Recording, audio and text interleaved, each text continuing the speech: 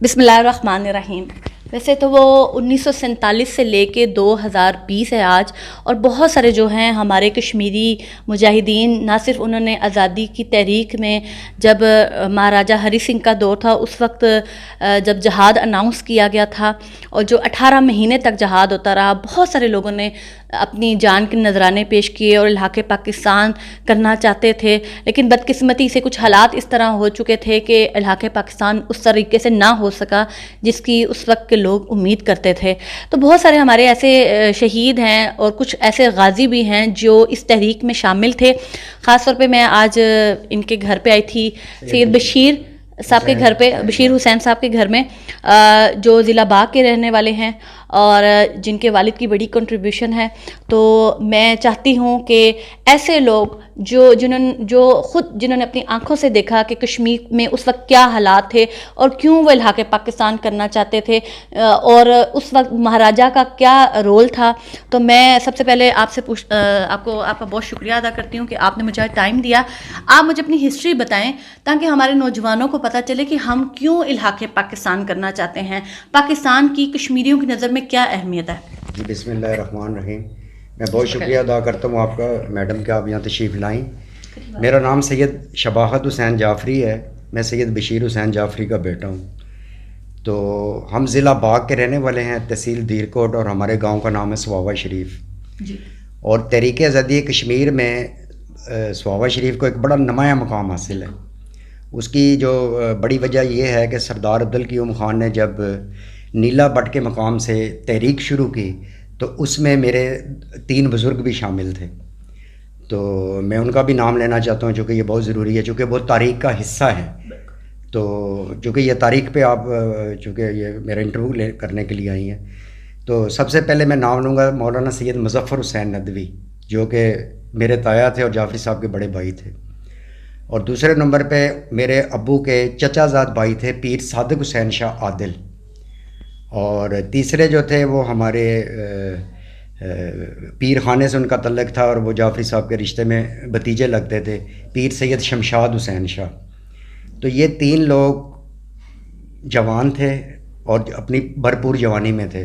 تو میرے والد صاحب کی عمر اس وقت 13 یا 14 سال تھی، اور ان کو جعفری صاحب کو یہ اعزاز حاصل ہے، ریاست جموں کشمیر کی پہلی شخصیت ہے کہ جن کے نام کے ساتھ کم سن مجاہد لکھا جاتا ہے۔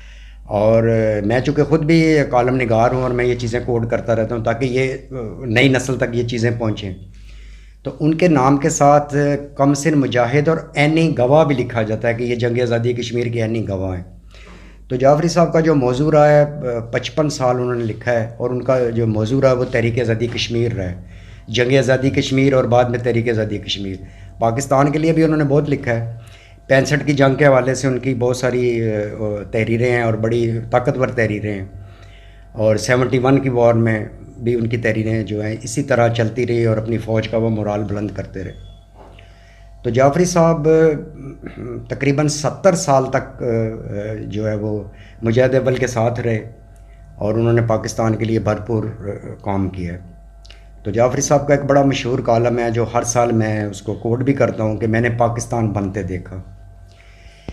تو میڈم میں آپ کو بتاتا ہوں کہ پاکستان کے لیے اس وقت جس طرح پاکستان کے لوگوں نے پاکستان کی آزادی کے لیے اپنا جان مال اور ہر قسم کی قربانی دی، اسی طرح ریاست جموں کشمیر کے لوگوں نے بھی اپنی جانی مالی ہر قسم کی قربانی دے کے آزاد کشمیر کا یہ جو حصہ ہمارے پاس ہے اس کو پاکستان میں شامل کیا۔ یہ ان کی خواہش تھی۔ مثلا میں آپ کو ایک چیز بتاتا ہوں میڈم، ابھی 14 اگست پہ میں نے ایک کالم لکھا ہے پاکستان کے قومی اخبارات میں، میرے پاس ریکارڈ میں موجود ہے وہ سارا۔ اس میں انہوں نے لکھا ہے کہ 47 میں جس رات 14 اگست کی رات کو جب پاکستان بنا تو میرے گاؤں میں سواوا شریف میں تمام لوگوں نے جو ہے اس کو سیلیبریٹ کیا، اور ہمارے گاؤں میں جو ہے وہ چراغاں کیا گیا۔ تو آگے وہ لکھتے ہیں کہ میرے گاؤں کے سامنے مری ہے جو کہ پاکستان کا پنجاب کا حصہ تھا، تو مری میں بھی بھرپور چراغاں تھا، اور یہ چراغاں انہوں نے لکھا ہے کہ سری نگر تک کیا گیا، جموں تک کیا گیا، اور یہ بہت دور تک انہوں نے لکھا ہے کہ یہ پورے اس میں چراغاں تھا، اور ہم جتنے نوجوان تھے پوری رات نعرے لگاتے رہے پاکستان زندہ باد، اسلام زندہ باد، اور ہم جو ہے اس کو سیلیبریٹ کیا ہم نے۔ تو اسی طرح بہت سارے ایسے پروگرام ہوتے تھے جس میں جعفری صاحب جاتے تھے. تحریروں کے علاوہ ان کے ریکارڈ میں ان کی تقریریں بھی موجود ہیں کہ مثلاً اب سوال یہ پیدا ہوتا ہے کہ لوگ پاکستان کے ساتھ کیوں آنا چاہتے تھے. اس لیے آنا چاہتے تھے کہ پاکستان کے ساتھ ان کا ایک اسلامی رشتہ تھا, اور مہاراجہ ہری سنگھ سے یا مہاراجہ گلاب سنگھ سے ان سے لوگ خائف تھے. لوگوں کی یہ بڑی خواہش تھی. دیکھیں نا, چراغاں اگر ہوا ہے اور پورے آزاد کشمیر میں کہ یہ جو 10 ضلع ہیں یہ کوئی ہمیں اقوام متحدہ نے نہیں دیے ہیں, یہ ہر ضلع جو ہے جنگ کر کے لیا گیا ہے. باغ میں جہاد ہوئی, میرپور میں جہاد ہوئی, راولہ کوٹ میں جہاد ہوئی, مظفر آباد میں جہاد ہوئی, گلگت بلتستان تک جہاد ہوئی. تو کوئی بھی چیز جو ہے, میں اکثر اپنے پروگراموں میں اپنی تقریر میں ہمیشہ یہی کہتا ہوں کہ یونائٹڈ نیشن نے ہمیں نہ میرپور دیا ہے, نہ انہوں نے ہمیں مظفر آباد دیا, کوئی چیز نہیں دی. تو ثابت یہ ہوا کہ ریاست جموں کشمیر کے تمام لوگ اس وقت کشمیر کو پاکستان کا حصہ بنانا چاہتے تھے, اور انہوں نے اس میں ان کو اللہ نے کامیاب بھی کیا. گلگت بلتستان بھی پاکستان کا حصہ ہے, اور آج جو 10 ضلع ہیں یہ بھی پاکستان کا حصہ ہے. اور انشاءاللہ ہماری بھرپور کوشش ہے کہ جو حصہ بھی بھارت کے پاس ہے وہ بھی ہمارا حصہ ہے, وہ بھی ہمیں ملے گا. اور ان لوگوں کے دل بھی آج بھی ہمارے ساتھ ہی دھڑکتے ہیں. تو میں آپ کو یہ بتاؤں کہ میں آپ کو ایک تاریخی چیز بتا دیتا ہوں جو ابھی میں نے 14 اگست میں کالم لکھا ہے. اس میں میں نے جعفری صاحب کی جو ہے وہ جو کالم تھا وہ میں نے اس میں سے بہت ساری چیزیں اس میں شیئر کی ہیں. مثلا وہ ایک جملہ لکھتے ہیں کہ ہمارے پوری ریاست میں چراغاں کیا گیا, اور لوگوں کی خوشی ڈبل تھی. لوگوں کے دل میں 2 خوشیاں تھیں. پہلی خوشی یہ تھی کہ آزاد کشمیر کو ہم پاکستان کا حصہ بنا رہے ہیں. دوسری خوشی ان کی یہ تھی کہ مہاراجہ سے ہماری جان چھوٹ رہی ہے, اب ہم اس کی رعایا نہیں ہے. یہ میں آپ کی بات کرتی ہوں. جیسے ابھی بہت سارے لوگ جو ہیں وہ کہتے ہیں کہ جو جہاد ہے وہ 22 اکتوبر کو ہوا, لیکن سردار عبدالقیوم صاحب کی کتابوں سے, اور یا ان کے جو بیٹے ہیں سردار عتیق صاحب ہو گئے یا ان کے جو نواسے ہیں, جب میری ان سے ملاقات ہوتی ہے تو وہ کہتے ہیں کہ نہیں, 23 اگست کو 1947 کو نیلا بٹ کے مقام پہ یہ جو ہے جہاد سٹارٹ ہوا تھا, کیونکہ لوگ جو ہیں وہ سمجھ چکے تھے کہ جو مہاراجہ ہے وہ اس کو جب ڈیڈ لائن دی گئی تھی کہ آپ جو ہے وہ الحاق پاکستان کریں یا الحاق ہندوستان کریں, لیکن وہ مطلب اس نے نہیں وہ الحاق کرنا چاہتا دونوں کے ساتھ, وہ ایک خود مختار ہی ریاست رکھنا چاہتا تھا. تو اگر لوگ وہاں پہ مہاراجہ سے خائف تھے اور مہاراجہ کے ساتھ رہنا نہیں چاہتے تھے, تو آپ یہ بھی تو دیکھیں کہ آج تقریباً 72 سال ہو چکے ہیں ہمارے پاس یہ جو 4000 مربع میل جو ہم لوگوں نے جہاد کے ذریعے اس کو حاصل کیا ہے, تو لوگوں نے آج بھی جو ہے وہ کہتے ہیں کہ نہیں, ہمیں مہاراجہ کی ہی اسٹیٹ واپس چاہیے ہے, کیونکہ مہاراجہ کو وہ ہیرو کہتے ہیں. تو اس کے بارے میں آپ, ظاہر سی بات ہے آپ کے والد صاحب نے اپنی آنکھوں سے وہ حالات دیکھے ہیں, اور مہاراجہ 1961 تک زندہ رہا, اس نے کشمیریوں کے لیے نہیں کچھ کیا, نہ وہ یونائٹڈ نیشن میں گیا. یونائٹڈ نیشن میں تو گیا بھی اگر تو وہ تو نہرو گیا ہے. جی نہرو گیا. تو آپ اس کے بارے میں کیا کہتے ہیں؟ دیکھیں, میں اس کے بارے میں, یہ بڑا اہم سوال ہے آپ کا, اور اس کی بڑی ضرورت بھی ہے آج کل. جو سب سے بڑی بات ہے, ایک میں آپ کو 2 حصوں میں یہ بتا دیتا ہوں.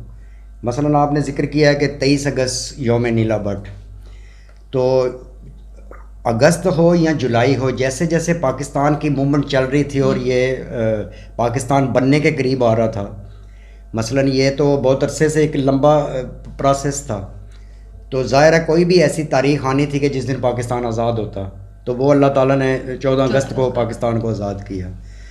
تو اسی طرح ریاست جیسے پاکستان میں موومنٹ چل رہی تھی, اسی طرح آزاد کشمیر میں بھی موومنٹ چل رہی تھی. تو آپ یہ کہہ سکتے ہیں کہ آخری 47 کا وہ آخری سال یا آخری 2 مہینے بڑے اہم تھے. تو اسی طرح یہ سفر کرتے کرتے تو یہ 14 اگست 1947 کو پاکستان آزاد ہوا. تو اگر سردار صاحب یہ کہتے ہیں تو یہ بات کافی حد تک ان کی درست بھی ہے. وہ اس لیے کہ اگست بھی میں نے بہت جگہ پڑھا ہے, 23 اگست بھی پڑھا ہے, 24 بھی پڑھا ہے. تو اگست کا پورا مہینہ ہی اس میں آپ شامل کر سکتے ہیں. تو 18 مہینے کہتے ہیں یہ جہاد جاری رہا ہے. تو اس میں اس پہ اگر کوئی بحث ہو تو اس کی کوئی خاص وہ نہیں ہے. مثلا 14 اگست کو پاکستان بن گیا, تو اب کشمیر میں اور جوش و جذبہ پیدا ہوا.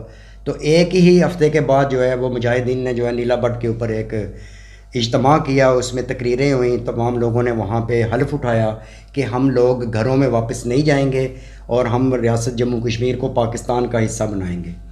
تو یہ میں سمجھتا ہوں کہ 10 کے 10 ضلع میں اس وقت کوئی برادری نہیں تھی, کوئی بوڑھا نہیں تھا, کوئی جوان نہیں تھا, تمام لوگ جو ہے. اب میں نے جعفری صاحب کی تحریریں جو پڑھی ہیں اور جو میں نے جعفری صاحب کی گفتگو سنی ہے, تو اس میں وہ انہوں نے ہمیشہ یہی کوٹ کیا ہے کہ جو حالات آج ہیں یہ 72 سال پہلے نہیں تھے. تو 72 سال پہلے کوئی ایسا خاندان, کوئی ایسی فیملی, کوئی ایسا نوجوان نہیں تھا کہ جو مہاراجہ کو پسند کرتا ہو یا وہ یہ چاہتا ہو کہ ہمارا الحاق جو ہے وہ ہندوستان کے ساتھ ہو. اس وقت تمام لوگوں کی یہی خواہش تھی کہ ہمارا الحاق جو ہے پاکستان کے ساتھ ہو. تو یہ ایک تبدیلی ہے جو نوجوانوں میں زیادہ ہے وہ.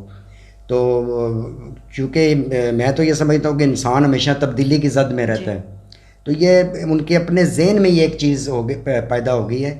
لیکن یہ جو لوگ علیحدگی کی بات کرتے ہیں یا خود مختاری کی بات کرتے ہیں, ان کے تمام بزرگ جو ہیں وہ کشمیر بنے گا پاکستان کے اس کاروان کا حصہ تھے. تو اب اگر یہ لوگ اس طرح کی کوئی کر رہے ہیں تو وہ اس میں زیادہ تر میں یہ سمجھتا ہوں کہ وہ سیاسی مفادات یا سیاسی فائدے اٹھانا چاہتے ہیں اور اپنے آپ کو زندہ رکھنے چاہتے ہیں اور اپنے آپ کو جو ہے سامنے لانا چاہتے ہیں.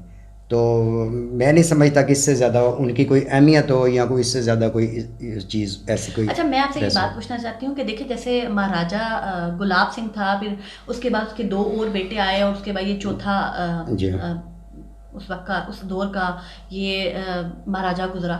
مہاراجہ کو جب لارڈ ماؤنٹ بیٹن نے بار بار کہا کہ آپ جو ہے 13 اگست تک آپ کے پاس ڈیڈ لائن ہے, آپ علاقے پاکستان کریں یا علاقے ہندوستان کریں, تو وہ کیوں فیصلہ نہیں کر پا رہا تھا, جبکہ 560 جو تھیں وہ ریاستیں اور بھی موجود تھیں جنہوں نے مختلف, کسی نے پاکستان کے ساتھ الحاق کیا اور زیادہ تر اکثریت جو ہے, حالانکہ بہت ساری ریاستیں ایسی تھیں جہاں پہ مسلمان لیڈر تھے اور ہندو جو ہے وہ میجورٹی میں تھے, تو انہوں نے وہ الحاق ہندوستان کیا.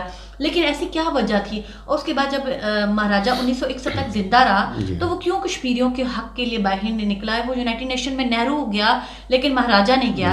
اگر وہ خائف تھا, مطلب وہ پاکستان کے ساتھ بھی نہیں جانا چاہ رہا تھا, ہندوستان کے ساتھ بھی نہیں, تو اس نے بعد میں بھی کلیم کیوں نہیں کیا یونائٹڈ نیشن میں؟ بالکل, بڑا اچھا یہ آپ کا سوال ہے.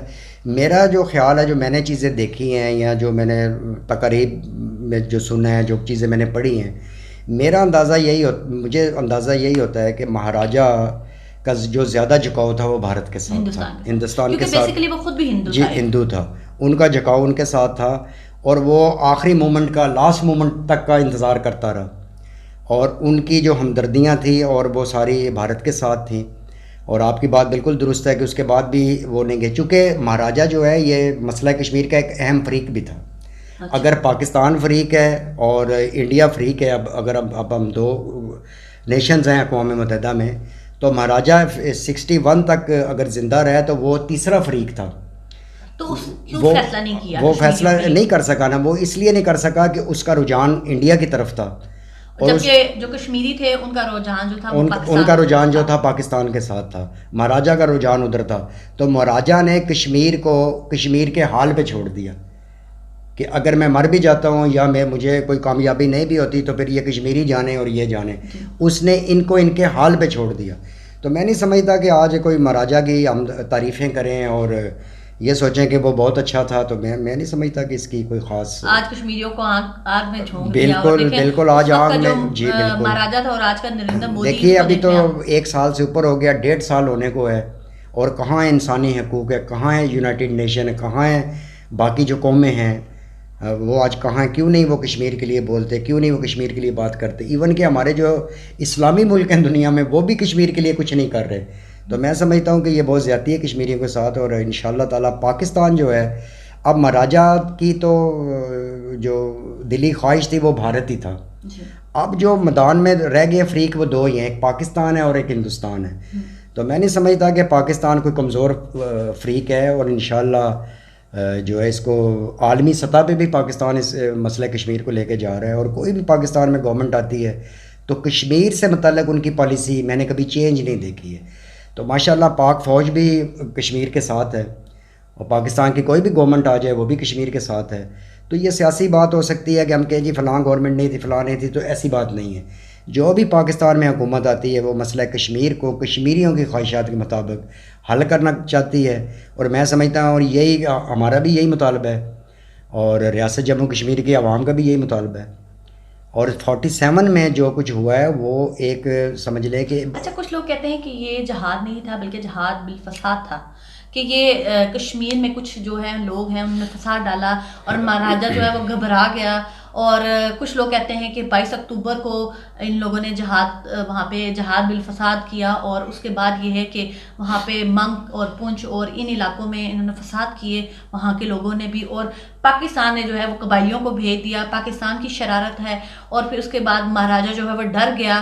میں یہ پوچھنا چاہتی ہوں کہ دیکھیں، اگر مہاراجہ کی نیت تھی پاکستان کے ساتھ الحاق کرنے کی، اگر پاکستان نے جہاد کروایا یا کشمیریوں نے جہاد کروایا یا قبائلی آئے یا جو بھی آپ کہتے ہیں، تو مہاراجہ کو کا کام بنتا تھا کہ میجورٹی جو ہے وہ مسلمان ہے اور وہ پاکستان کے ساتھ الحاق کر لیتا. لیکن اس نے یہ نہیں کیا، اس نے جا کے نہرو کے ساتھ جو ہے وہ اپنا گٹھ جوڑ کر لیا، اور وہاں پہ شیخ عبداللہ بھی وہاں پہ موجود تھا.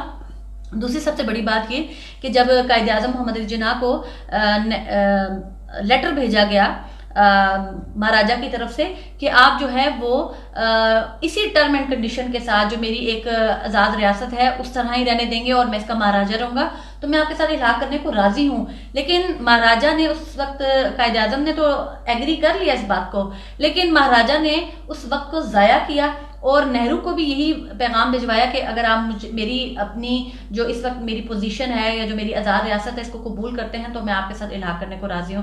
مطلب کہ مہاراجہ نے پاکستان کو بھی یہی لارا لگایا اور یہی جو ہے اس نے نہرو کے ساتھ کیا. تو اینڈ پہ کیا ہوا کہ آپ کے سامنے ہے جو لوگ یہ بات کرتے ہیں کہ 22 اکتوبر کو جو ہے وہ وہاں پہ جہاد کیا گیا، اور 27 اکتوبر کو مہاراجہ کی مدد کے لیے ہندوستان نے اپنی فوج کو اتار دیا. تو یہ زیادہ جو باتیں ہیں وہ من گھڑت ہیں، اور بہت سارے ایسے لوگ ہیں جو پازیٹیو باتیں بھی کرتے ہیں، نیگیٹو باتیں کرتے ہیں. تو میرا خیال سے ان کا فرض بنتا ہے کہ جس طرح ایسے لوگ جو ہمارے پاس موجود ہیں جن کے والدین اور فیملی جو ہیں وہ وکٹمز ہیں، وہاں پہ آئی وٹنس ہیں، تو میرا خیال سے ان سب کی رائے جو ہے وہ ہم سب کو چاہیے کہ ہم سب جو ہے وہ بات کو سنیں، بات کو پھیلائیں. تو میرا خیال سے کہ مہاراجہ اب اس دنیا سے جا چکا ہے، اب یہ ریاست جو ہے وہ صرف کشمیریوں کی ہے، اور کشمیریوں کو پورا حق ہے کہ وہ اپنی جو ہے وہ رائے شماری کے ذریعے بتائیں کہ وہ یہ 1970 سے لے کے 1960 تک جو 1960 سے لے کر 1970 تک کے خطوط ہیں جو جہادی آزادی کا مقام جو آغاز جہاں سے کیا گیا تھا. میں دیکھ رہی سید بشیر حسین جعفری صاحب نے خدمات دی ہیں، میرے خیال سے کم ہی لوگ ہوں گے، یہ ان کے بیٹے ہیں. اور جیسے ابھی یہ دیکھیں کشمیر کے اوپر جو ہے وہ بہت ساری کتابیں جو لکھی گئی ہیں سدن زئی قبیلے کے بارے میں، اور میں آپ کو کہوں گی یہ دکھا ذرا ان سب جنگ آزادی کشمیر.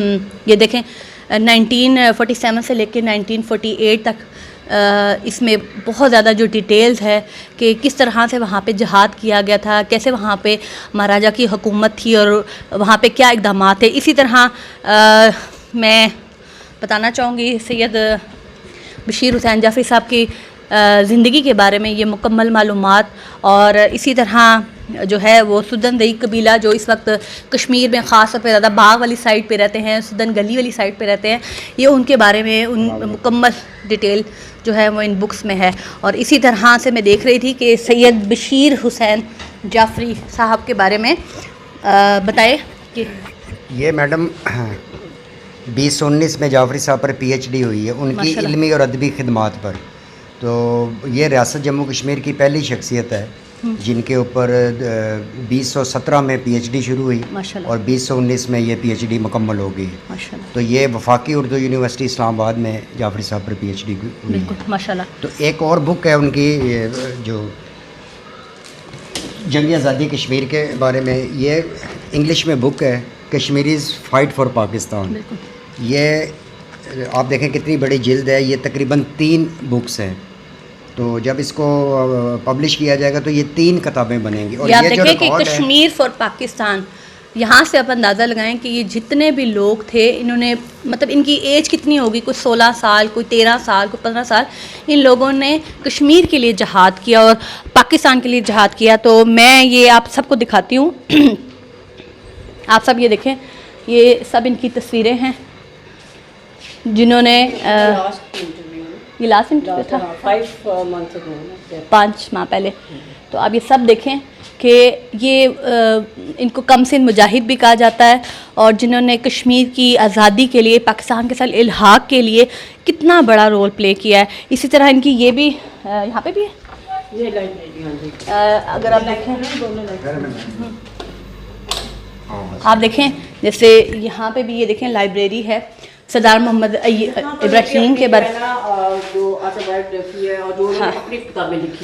ٹھیک ہے, جو اپنی انہوں نے کتابیں لکھی ہوئی تھیں. ٹھیک ہے, یہ سب دیکھیں اپنی زندگی کے بارے میں. آپ یہاں سے اندازہ لگائیں کہ اگر اس طرح کے جو لوگ ہیں جو پاکستان کے ساتھ الحاق کی بات کرتے تھے تو کیا آج ہماری جو نسل ہے وہ خود مختاری کی بات کرتی ہے؟ کیا ان کے تجربات یا ان کی بات زیادہ اہمیت رکھتی ہے یا ان لوگوں کی جنہوں نے اپنی پوری زندگیاں جو ہیں وہ الحاق پاکستان میں وقف کی ہیں؟ تو یہ فیصلہ آپ لوگوں نے کرنا ہے.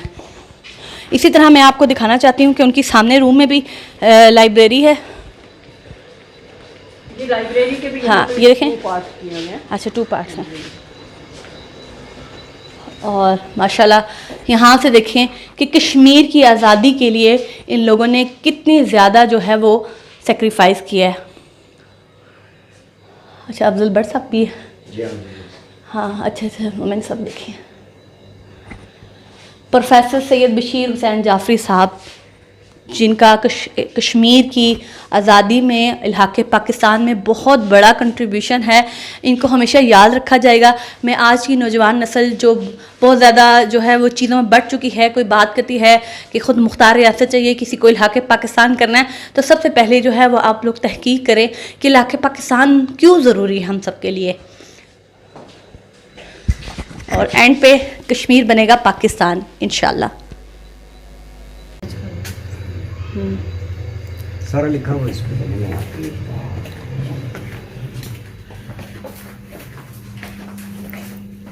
یہاں پہ چلے بعد میں آپ یہ بنائے, پہلے میں آپ کو بتا دیتی ہوں جی کہ یہ تمام اوپر جو ہے یہ سارے ابو کے بھائی ہیں.